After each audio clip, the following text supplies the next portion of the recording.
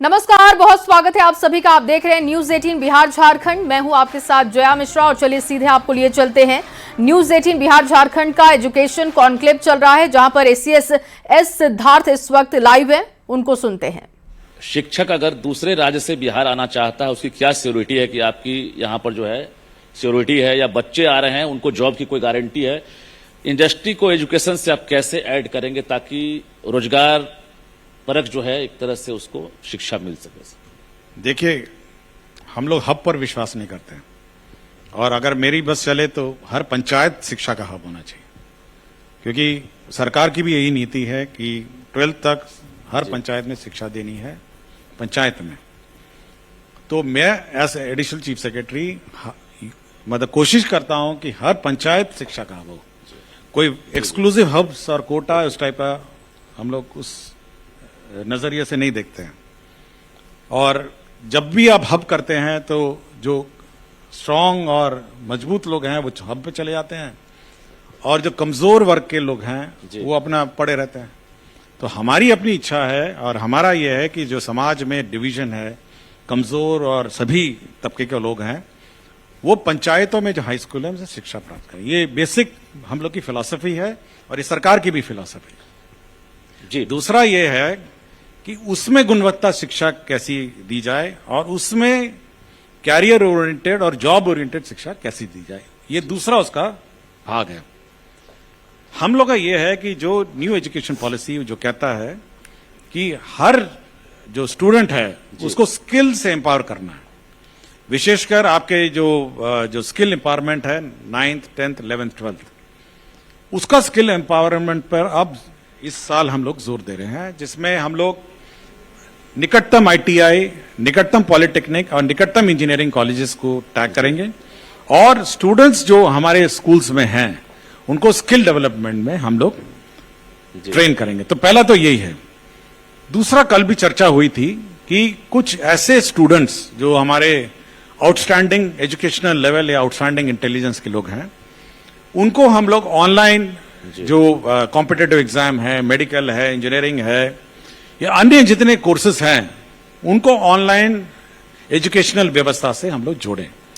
लेकिन हम लोग ये चाहते हैं कि कहीं एक जगह आके सब लोग नहीं पढ़ें, बट हर पंचायत, हर प्रखंड और हर जिले में अपने अपने हब स्थापित हों। बिल्कुल, काफी महत्वपूर्ण जानकारी आप दे रहे हैं, और हम चाहेंगे भी, चूंकि एक आईआईटीएन अगर आईएएस बनता है तो उसके पास कुछ एक्स्ट्रा स्किल भी होता है, कहा भी जाता है।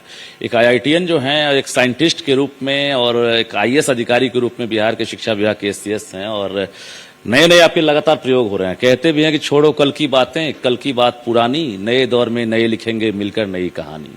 तो ये जो उम्मीदें हैं आपसे, हम चाह रहे हैं कि अभी कुछ भी ऐसा आपको लगे जो नया प्रयोग आप करने वाले हैं शिक्षा विभाग में, क्योंकि अभी जिस प्रकार से ऑनलाइन अटेंडेंस की शुरुआत आपने की, जो ड्रॉप आउट का रेशियो आपने कम किया है, स्कूल से फरार होने वाले टीचर पर नजर है, मिड डे मील को आपने सेंट्रलाइज कर दिया है, उसमें सबसे बड़ी गड़बड़ी और घोटाला की खबरें हम लगातार कवर करते रहे हैं। मिड डे मील में भी, उसमें भी आपने एक चेन बना दिया है। एक और नई जानकारी अभी हम चाह रहे थे कि आप एक और नया प्रयोग, अभी सूत्रों के हवाले से खबर आ रही है कि आप एक हेडमास्टर को लेकर कुछ नया प्रयोग करने वाले हैं कि मिड डे मील उनके हाथ से जा सकता है। तो ये क्या मतलब चेन रिएक्शन चलता है कि हेडमास्टर को लेकर टीचर को आप दे रहे हैं जिम्मा की उनकी निगरानी आप करें, अब क्या प्रयोग हो रहा?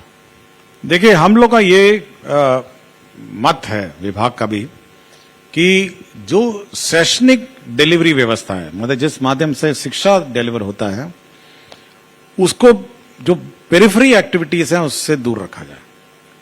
आपने देखा होगा जब जिला शिक्षा पदाधिकारी मतलब निर्माण कार्य में लगे हुए थे तो उनका ध्यान जो था वो निर्माण कार्य में था और शिक्षा में कम हो गया था। बिल्डिंग बनाना, टॉयलेट बनाना, सबसे पहले तो हम लोगों ने शिक्षा पदाधिकारी को यह कहा कि आप शिक्षा में कंसंट्रेट करिए, निर्माण कार्य जो हमारा निर्माण निगम है वो करेगा। तो पहले तो हम लोगों ने चेन में हम लोगों ने शुरू किया। दूसरा, हम लोगों ने कहा कि जो प्रखंड जो हेडमास्टर साहब हैं वो भी कॉन्ट्रैक्ट का काम नहीं करेंगे। बिल्कुल, पहले उनको भी कुछ कॉन्ट्रैक्ट का काम था, किसी को पेयजल बना रहा था, कोई कुछ बना रहे थे, तो उनको भी उससे अलग कर दिया। हम लोगों ने यह कहा कि जो हमारे हेडमास्टर्स हैं वो भी अपना शैक्षणिक कार्य करिए, और केवल हम लोगों ने उनको 50,000 का लिमिट दिया कि ब्लैक बोर्ड ठीक कर लीजिएगा, बिजली ठीक कर लीजिएगा, नल ठीक कर लीजिएगा और छोटे मोटे रिपेयर्स अपना पंखा वंखा ठीक कर लीजिएगा, वहां तक कर लिया। लेकिन एक चीज अभी भी प्रॉब्लमेटिक है, वो है ये मिड डे मील। जी। और मिड डे मील के चलते हम लोग की जो व्यवस्था है, हम लोग जब ये रिपोर्टिंग देखते हैं, और हम लोगों ने, आपको याद होगा कि 30 टैबलेट भी हम लोगों ने बांटे हैं, पायलट प्रोजेक्ट वो चल रहा है, बिल्कुल। एक 30 टैबलेट्स चल रहा है, जी जी।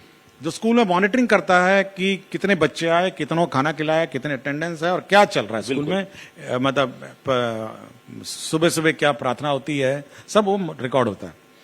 और दूसरा हम लोगों ने पायलट प्रोजेक्ट चलाया कि हेडमास्टर से हम लोगों ने मिड डे मील हटाया।